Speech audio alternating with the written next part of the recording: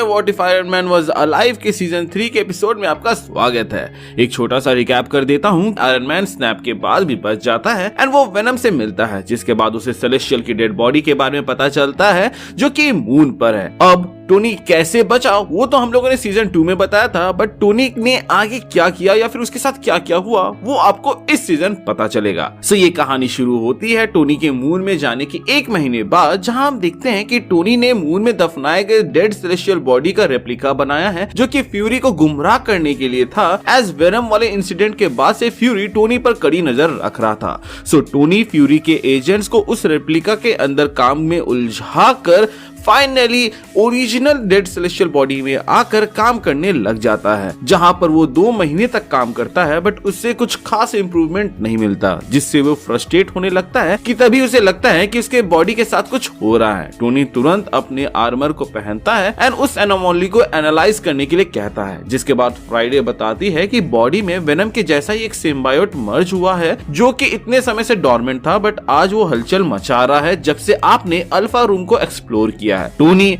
अपनी बॉडी में मौजूद सिम्बायोट एंड उस रूम को स्कैन करने के लिए बोलता है ताकि कोई सुराग मिले, जिस पर फ्राइडे बताती है कि आपके बॉडी में जो सिम्बायोट का टुकड़ा है उसमें कोई कॉन्शियसनेस नहीं है, बस सरवाइव करने की चाहत है, जो कि बेसिक इंस्टिंक्ट होती है किसी भी लिविंग बीइंग की। एंड आपको ये जान के हैरानी होगी बॉस, अल्फा रूम में इसके जैसे काफी सिम्बायोट मौजूद हैं, बट वो मर चुके हैं। जिसको सुनते ही टोनी को आइडिया आता है एंड वो अपने अंदर मौजूद सिम्बायोट को कंट्रोल करके सेलेस्टियल आर्मर को खुद से कनेक्ट करने की कोशिश करता है। ऐसा इसलिए क्योंकि जब टोनी वेनम के साथ बॉन्ड किया था और वेनम उसको पास्ट की कहानी दिखा रहा था, तो उसमें हम देख पाते हैं कि नल डेड सेलेस्टियल बॉडी को कंट्रोल कर रहा होता है इन्हीं सिम्बायोट्स की मदद से। तो टोनी उसी चीज को यहाँ पे करता है, जिसमें वो कामयाब भी होता है, लेकिन ऐसा करते ही टोनी वहाँ पे बेहोश हो जाता है। वो खुद को एक अननोन स्पेस में पाता है, जिसको वो एक्सप्लोर करने लगता है, जहाँ वो सेलेस्टियल्स के ओरिजिन से लेकर उनके पावर्स के बारे में समझता है, प्लस वो कैसे उनको यूज कर सकता है उसके बारे में पता लगाता है। टोनी की जब आंख खुलती है तो वो दंग रह जाता है, क्योंकि उसके फेस में बहुत ही ज्यादा दाढ़ी रहता है एंड उसे समझ नहीं आ रहा था कि वो कितने समय से बेहोश था। टोनी फ्राइडे से पूछता है कि मुझे अपडेट दो कि क्या हुआ, जिसके बाद फ्राइडे बताती है कि आप 1 साल से बेहोश हो। जिसको सुनते ही टोनी शॉक्ड हो जाता है एंड कहता है कि ये मुमकिन नहीं है, क्योंकि हमारे पास 6 महीने तक का स्टॉक है, तो बिना खाए पिए मैं 1 साल कैसे जिंदा रह सकता हूँ। इवन एक्सट्रीमिस्ट वायरस जो कि मेरी बॉडी के अंदर मौजूद है, वो इतना परफेक्टेड है कि मैक्स 1 वीक तक ही किसी को जिंदा रख सकता है, एंड वो भी थ्योरीज के अंदर। प्रैक्टिकली हम लोगों ने इस चीज को टेस्ट नहीं किया है। तभी फ्राइडे इंटरप्ट करते हुए बताती है कि जो सिम्बायोट आपके हेपेटाइट से खुद को जिंदा रख रहा था इतने समय से, और जिसकी मदद से आपने खुद को इस डेड सेलेस्टियल से जोड़ा था, उसने सेलेस्टियल बॉडी का इस्तेमाल करके आपके अंदर कुछ चेंजेस लाए हैं, जिसके वजह से आपको खाने की जरूरत नहीं पड़ी इतने समय तक। वो आपको जिंदा रखने के लिए जो भी नेसेसरी चेंजेस थे वो कर रहा था, एंड इस डेड सेलेस्टियल बॉडी से जितने पावर्स या फिर एनर्जीज ले सकता था उन सबको वो लेकर आपके अंदर डाला, और अब आप पूरी तरीके से बदल चुके हो। अगर मैं अपने कैलकुलेशंस बैठाऊं तो अब आप लगभग थॉर को टक्कर दे सकते हो। इतना सुनते ही टोनी अपनी आंखें बंद करके फोकस करता है एंड फील करता है हर उस चेंज को जो उसके अंदर आए हैं, प्लस उसने जो इतना नॉलेज गेन किया है उसका इस्तेमाल करके वो कंक्लूड करता है कि उसके पास अब सेलेस्टियल्स के पावर के एक्सेस है, जो कि उसको एक गॉड बनाता है। इसके बाद वो फ्राइडे से कहता है कि समय आ चुका है कि बुरे स्क्रल्स को अर्थ से भगाया जाए, जिसके रेस्पॉन्स में फ्राइडे कहती है कि बॉस, स्क्रल्स का मैटर तो कब का क्लोज हो गया, जिसको लीड कैप्टन अमेरिका ने किया था जब आप कोमा में थे। इसी दरमियान अर्थ में कुछ नए पोटेंशियल थ्रेट भी सामने आए हैं, जैसे कि सेंट्री, बट फिलहाल वो कंट्रोल में है। टोनी कहता है कि तुम बोल तो ऐसे रही हो जैसे सेंट्री कोई हल्क लेवल थ्रेट हो, जिसके रेस्पॉन्स में फ्राइडे सेंट्री वर्सेस हल्क की लड़ाई की फुटेज दिखाती है, जिसमें कई शहर तबाह हुए, जिसमें कई सारे लोग भी घायल हुए, तब तक जब तक सॉर्सरर्स ने आके मदद ना की। और इसके लिए सबको क्रेडिट कैप्टन को देते हैं, क्योंकि उसी के वजह से ये सब मुमकिन हो पाया था एंड वहां पर सेंट्री को रोक पाए थे। टोनी उस फुटेज में सेंट्री के पावर्स के ग्लो को नोटिस करता है एंड पाता है कि ये तो उसके अंदर आए चेंजेस के जैसे ही है। टोनी पूछता है कि सेंट्री कौन है, तो फ्राइडे बताती है कि स्वॉर्ड के फाइल में सेंट्री के बारे में सिर्फ यही रिपोर्ट दी गई है कि वो एक एक्सपेरिमेंट का नतीजा है जहां पर उसके अंदर पावर डाले जा रहे थे, और जहां से पावर डाले जा रहे थे वो एक सेलेस्टियल बॉडी था जो कि अर्थ में अचानक से आ गया। टोनी पूछता है कि अचानक से तुम्हारा क्या मतलब, जिस पर फ्राइडे टोनी को रिपोर्ट दिखाती है कि सेलेस्टियल अर्थ के कोर में शुरू से ही मौजूद था, जो कि खुद को आजाद करके यहाँ से जाने वाला था जिससे अर्थ तबाह हो जाता, बट इटर्नल्स नाम की टीम आई और उसको रोक दी। टोनी टोकते हुए पूछता है कि अब ये इटर्नल्स कौन है, जिसके बाद फ्राइडे स्टार्क इंडस्ट्रीज के सैटेलाइट में कैप्चर किए गए विजुअल्स को दिखाती है जहां टोनी इटर्नल्स को अलग अलग पावर्स यूज करते हुए देखता है, जिसको देखने के बाद टोनी रियलाइज करता है कि ये लोग जो पावर यूज कर रहे हैं ये काइंड ऑफ उसके अंदर भी शायद तक मौजूद है, और वो खुद भी ट्राई करता है उन पावर्स को, और वो इन्हें आराम से कर पा रहा होता है, चाहे वो गिलगामेश के जैसे गॉन्टलेट बनाना हो, या अथीना के जैसे स्वॉर्ड, इकारिस के जैसे लेविटेट करना हो, या फिर किंगो के जैसे एनर्जी ब्लास्ट छोड़ना। इन शॉर्ट वो सारे इटर्नल्स की पावर को यूज कर पा रहा था, जिसमें से जब वो ड्रीक के पावर को यूज करता है तो उसे पता चलता है कि उसने जो सेलेस्टियल बॉडी का रेप्लिका बनाया था उसे अब अर्थ में डिफेंस के लिए यूज किया जाता है,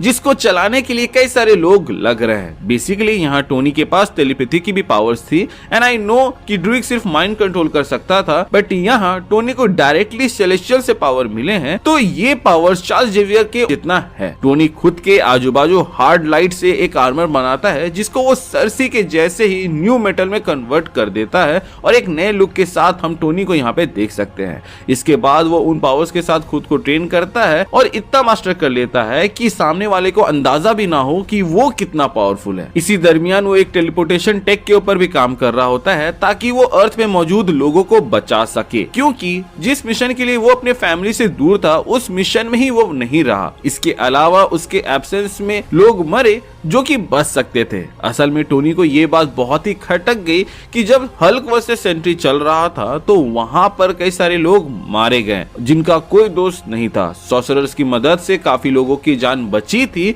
बट जब तक वो आए तब तक काफी लोग मर चुके थे। तो ऐसे में टोनी चाहता था कि वो एक ऐसा टेलीपोर्टेशन डिवाइस बनाए जो कि इमरजेंसी के टाइम काम आए, और जब भी ऐसे ही अचानक से कहीं पे भी लड़ाई छिड़ जाए तो वहां पे जो सिविलियंस हैं उनको टेलीपोर्ट करके कोई सेफ जगह पे भेज दिया जाए। इसका एक प्लस पॉइंट ये भी होता कि कैप्टन जैसे जो सुपर हीरोज हैं वो भी इमरजेंसी के टाइम में जहां जरूरत है वहां जल्द से जल्द पहुंच जाए। इसलिए टोनी यूनिवर्सल टेलीपोर्टेशन नेटवर्क को स्टडी करता है ताकि वो इस डिवाइस को बना सके, और इसमें वो सेलेस्टियल्स के अचानक से आने जाने वाले टेक को भी यूज करता है, बट ये बैकफायर कर जाता है जहां टोनी एक दूसरे ही यूनिवर्स में टेलीपोर्ट हो जाता है। जहां टोनी को जब होश आता है तो वो देखता है कि ये एक पोस्ट एपोकलिप्टिक टाइप दुनिया है जहां आसमान में आयरन लीजन के बल्ड अप वर्जन ह्यूमन से काम करवा रहे हैं। टोनी खुद को स्टेल्थ मोड में लाकर खुद को थोड़े हाइट में ले जाता है और लेविटेट कर रहा होता है, जहां उसके सामने एक बड़ी सी स्क्रीन होती है जिसमें हम देख पाते हैं एक हेडलाइन फ्लैश होते हुए कि आखिरी एवेंजर भी मारा गया, एंड फिर हमें दिखाया जाता है एज गार्डियन प्लस डिफरेंट तरह के एलियंस की लाश वहां पे पड़ी हुई है, जिसके ऊपर थॉर की बॉडी टंगी हुई है। थॉर के बॉडी को कैरी कर रहे कैप्टन एंड ल्यूक केज पर हमला होता है, एंड इसी के साथ फर्स्ट एवेंजर इस यूनिवर्स का आखिरी एवेंजर बन जाता है। टोनी को समझ नहीं आता कि यहाँ चल क्या रहा है कि तभी दूर से एक ब्लास्ट होने की आवाज आती है। टोनी तुरंत उस डायरेक्शन में उड़ जाता है, एंड हम देखते हैं कि कुछ आयरन लीजन सेंटिनल कुछ सुपर हीरो से लड़ रहे होते हैं, जिसमें स्पाइडरमैन, केट बिशप, हार्ली किनर, कमाला खान, हल्क किंग, कैसी लैंग जैसे यंग एवेंजर्स होते हैं। हम देख पाते हैं कि कैसी लैंग खुद को बड़ा करके सेंटिनल्स को डिस्ट्रॉय कर रही होती है, बट जैसे ही वो नॉर्मल होती है वो बेहोश हो जाती है क्योंकि ये उसके लिमिट से ज्यादा था। Spiderman and Hulk king sentinels के अंदर जाकर उसको डिस्ट्रॉय कर रहे होते हैं, एंड इसी के ब्लास्ट को देखकर टोनी इनके तरफ आ रहा होता है। ये लोग किसी तरह इनको निपटाए ही थे कि एडेप्टिव सेंटिनल्स आ जाते हैं जो कि यंग एवेंजर्स पर भारी पड़ रहे होते हैं। एक सेंटिनल पीटर का हाथ पकड़ के उसको क्रश कर दिया, वहीं हार्ली किनर भी एडेप्टिव सेंटिनल से छूटने की कोशिश करते हुए हमें दिख रहा होता है कि तभी वहां एंट्री होती है आयरन मैन की, जो कि मक्कारी की स्पीड से आकर अथीना के जैसे ब्लेड बनाकर सेंटिनल्स के हाथ काट देता है, एंड स्पाइडरमैन और हार्ली किनर यानी कि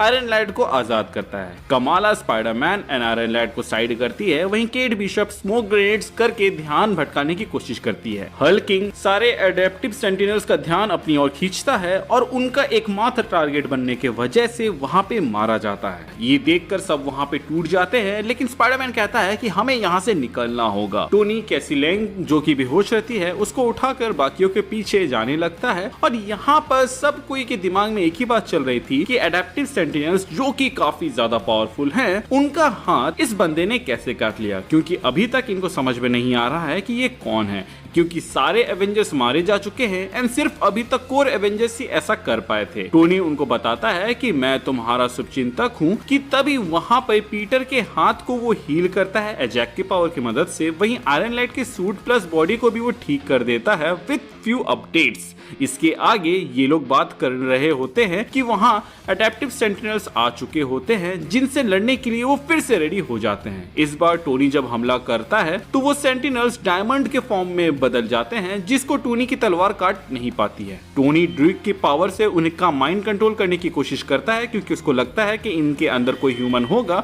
बट तभी आयरन मैन को पता चलता है कि ये सब तो रोबोट्स हैं। इसके बाद टोनी सर्सी के मैटर मैनिपुलेशन वाले पावर का इस्तेमाल करके एडेप्टिव सेंटिनल्स के कोर तक पहुंचने की कोशिश करता है, बट उसमें वो नाकाम होता है, क्योंकि जिस भी मटेरियल में iron man in adaptive sentinels को बदल रहा होता है उसको वो तुरंत काउंटर कर रहे होते हैं। जिसके बाद वो टोनी के सूट को ही ओवरराइड करने की कोशिश करता है, इसीलिए टोनी यूनिबीम का इस्तेमाल करके उनके कैद से खुद को आजाद करता है। टोनी देखता है कि एडेप्टिव सेंटिनल्स ने इतने देर में केट को मार दिया, वहीं बाकियों को भी चोट पहुंचाने जा रहा होता है, तो वो एक ईएमपी ब्लास्ट छोड़ता है जो कि काफी ज्यादा खतरनाक होता है, जिससे आयरन मैन का सूट तो ऑफ हो जाता है, लेकिन साथ में एडेप्टिव सेंटिनल्स का भी सूट बंद हो जाता है। स्पाइडरमैन कहता है कि नेक्स्ट टाइम हम अपनी लड़ाई की शुरुआत इसी से करेंगे, लेकिन मुझे ये समझ में नहीं आ रहा है कि हमारे ईएमपी अटैक्स का इन पर असर नहीं हुआ बल्कि तुम्हारा हो गया। कैसे?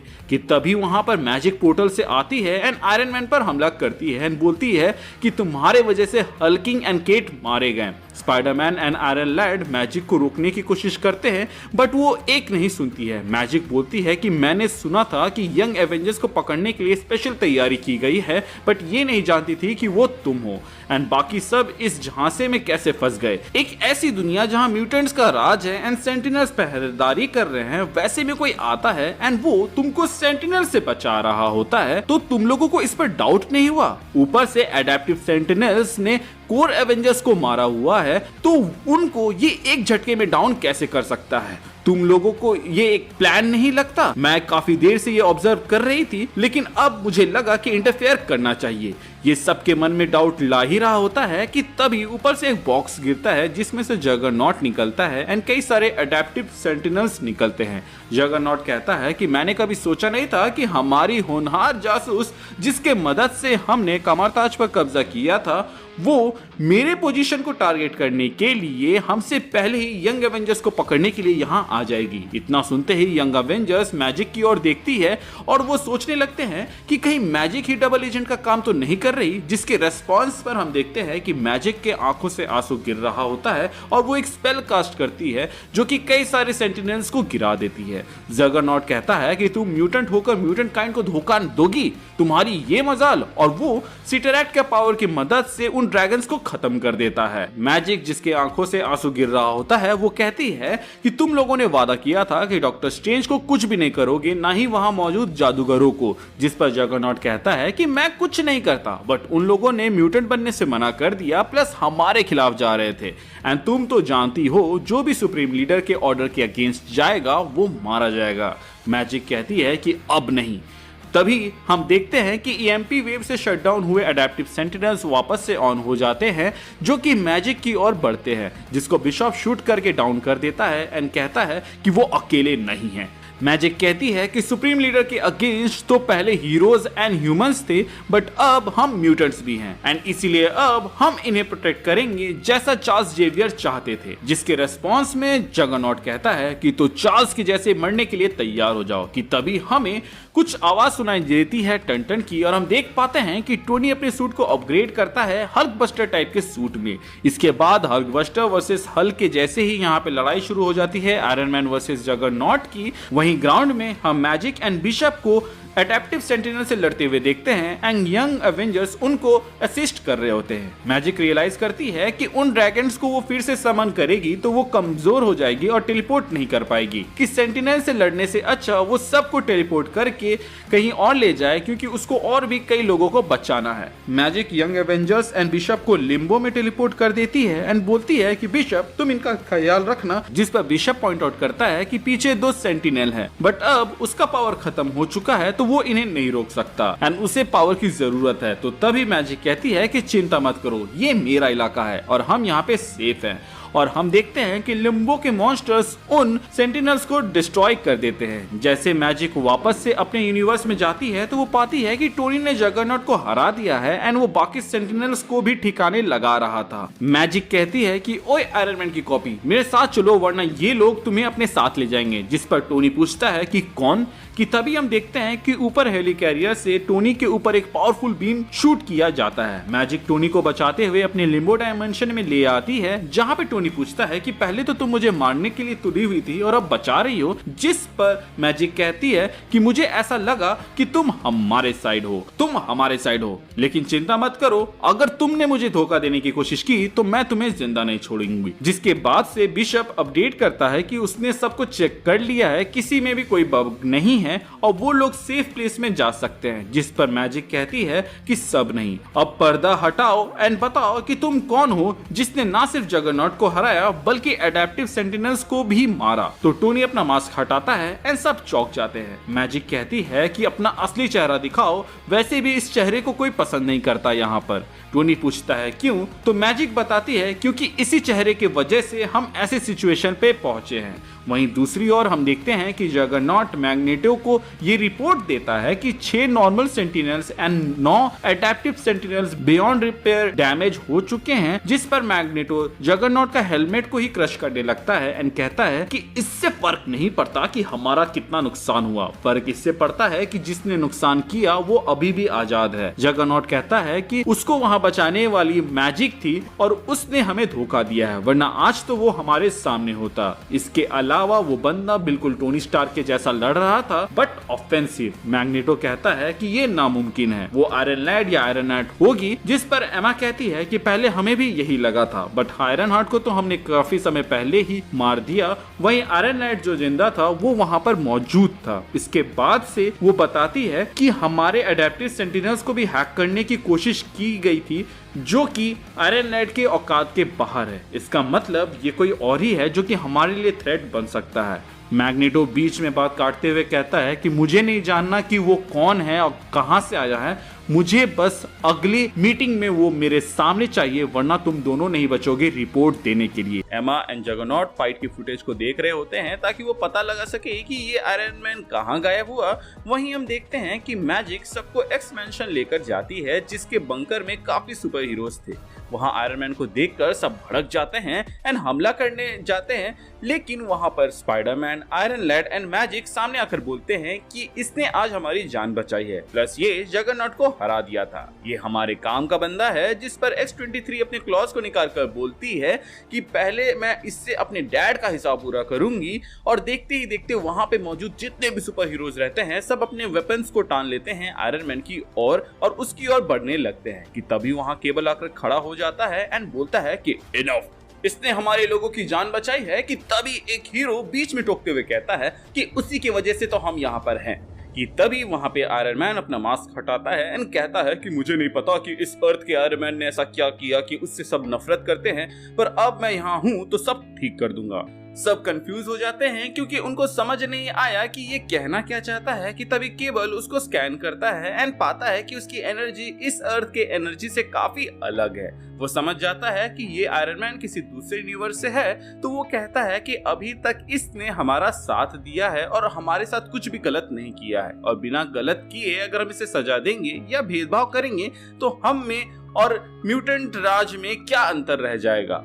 अभी के लिए अपने अपने रूम में जाओ, मैं इसकी गारंटी लेता हूँ। मैजिक एंड आयरन मैन, तुम दोनों इसको मेरे केबिन में लेकर आओ आफ्टर डिनर। डिनर के बाद magic, cable, iron land and Spiderman meeting करते हैं, जहाँ पर टोनी पूछता है कि इस यूनिवर्स के आयरन मैन ने ऐसा क्या किया जिसके वजह से सब उससे नफरत करते हैं। जिसके जवाब में मैजिक कहानी बताना शुरू करती है। एंड यहाँ पर मैं बता दूं कि आप लोग कंफ्यूज ना हो, इसीलिए हम मैजिक के यूनिवर्स वाले आयरन मैन को आयरन मैन 2 बोलेंगे, क्योंकि वो आयरन मैन अर्थ 2 से बिलोंग करता है। एंड जहां जहां मैं टोनी 2 बोलूं तो आप समझ लेना कि वो मैजिक के यूनिवर्स के ही आयरन मैन या फिर टोनी स्टार्क की बात चल रही है। सो अर्थ 2 में जेनोसा पर हमला हुआ था, जिसके बाद से 95% म्यूटेंट्स मारे गए थे, जिसके रेस्पॉन्स में मैग्नेटो अर्थ पर हमला करने वाला था, बट चार्ल्स ने उस हमले को रोक दिया। एंड इसी दरमियान वो ग्रुप में म्यूटेंट्स बट गए।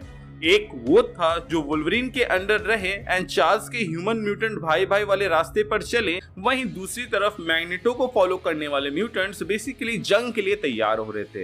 एंड मैं उन्हीं में से एक थी जो अपने म्यूटेंट भाइयों एंड बहनों के साथ हुए अन्याय का बदला लेना चाहती थी। हम सबको काम सौंपा गया हैसियत के हिसाब से, जहां मुझे कामरताज भेजा गया कई सारे म्यूटेंट्स के साथ, बट वो सब पर शक होने की वजह से उन्हें कामरताज में एंट्री नहीं मिली। पर क्योंकि मेरा भाई कोलोसस था जो कि हीरोज में काफी नाम कमाया था, प्लस मेरे पास एक मैजिकल रेल में पोर्टल खोलने की पावर थी जिसको लिम्बो बुलाते हैं, जहां मैं तुम्हें एंड बाकी एवेंजर्स को ले गई थी उन सेंटिनल से बचाने के दरमियान, तो मुझे वहां पर एंट्री मिल गई।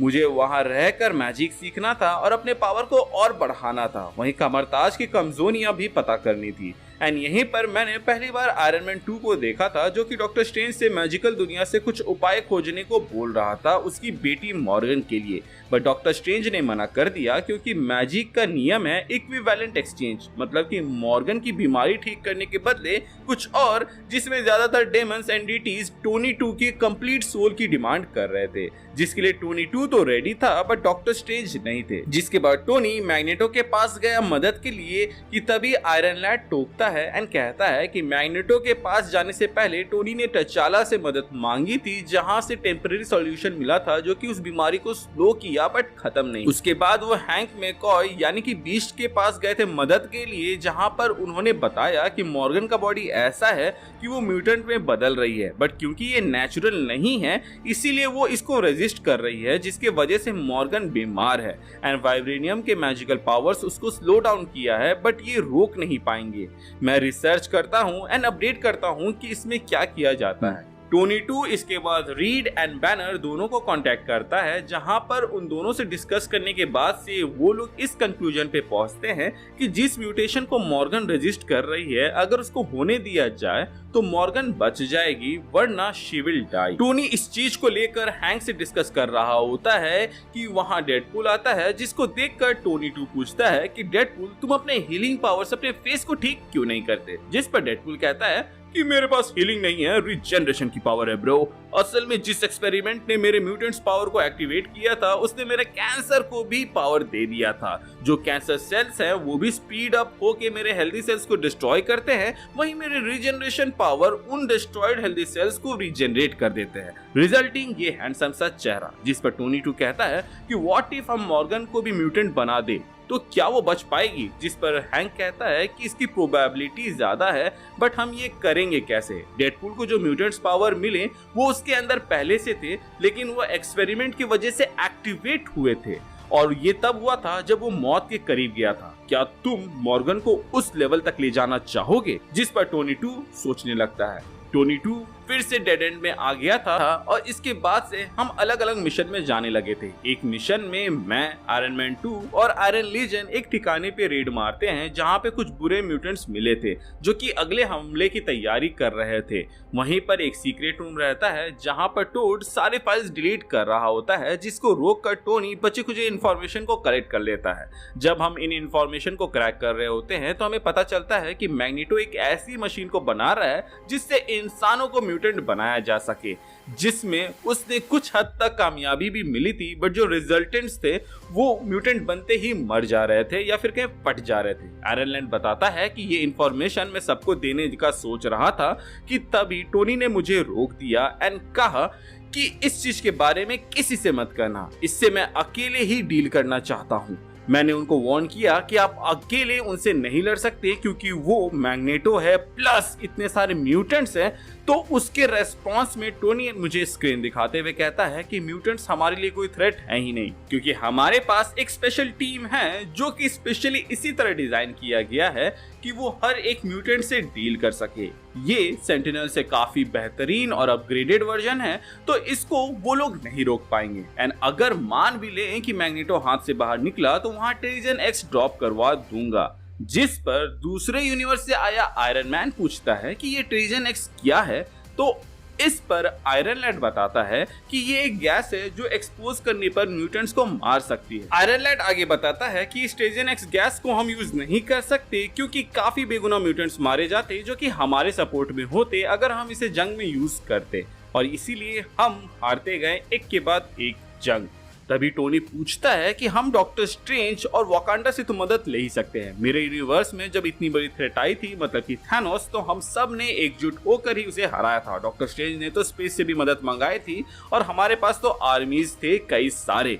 जिसके बाद से वो देखता है कि वहां मौजूद सबके सर नीचे झुके हुए होते हैं, जिसके रेस्पॉन्स में टोनी पूछता है कि क्या हमें उनसे मदद नहीं मिल सकती।